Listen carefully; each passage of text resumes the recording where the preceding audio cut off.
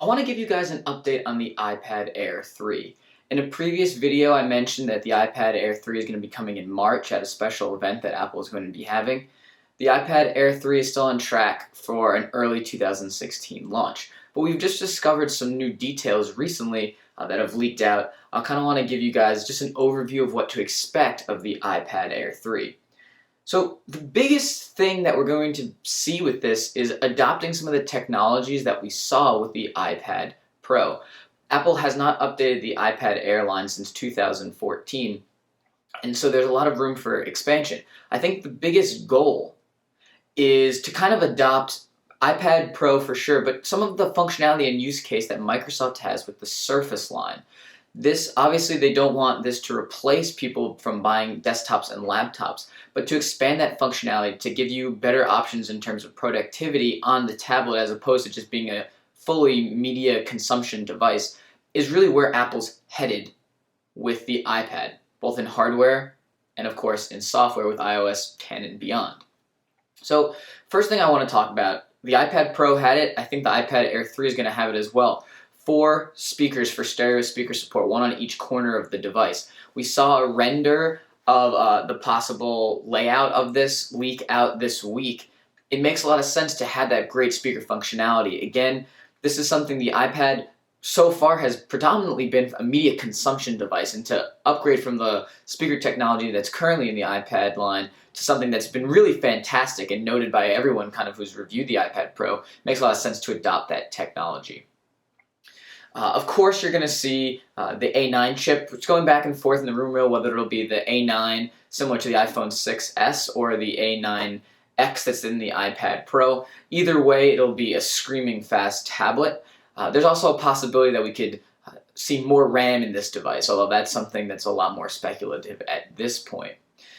Another thing that I think we're going to see, an improved display. Each generation of Apple iPhones, iPads, you see improved display technology. The iPad Air hasn't been updated in over a year, so we're going to definitely see some improvements with the multi-touch display.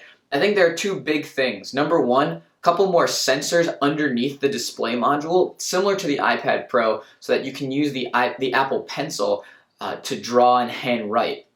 Makes a lot of sense. They can sell an extra accessory, that $100 Apple Pencil, to iPad Air 3 users. And just so, in terms of functionality, you're able to take notes, draw diagrams a lot easier. The other technology that they're going to adopt in the display is probably a variable refresh rate into the display. Basically, what this means is that when there's a static image on the screen, it's not going to refresh as often. That's going to yield better battery life, and that's technology that's currently built in to the iPad Pro.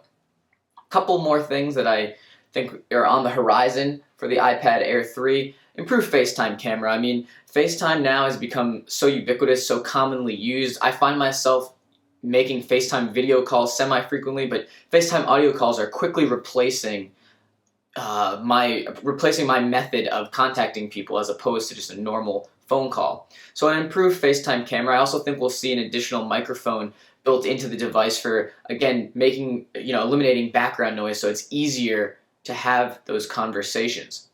The other thing that I mentioned in the other video that I talked about, the iPad Air 3, I think we're going to get rid of the 16GB model and start off with 32GB and then have 128 and possibly 256 to round it out.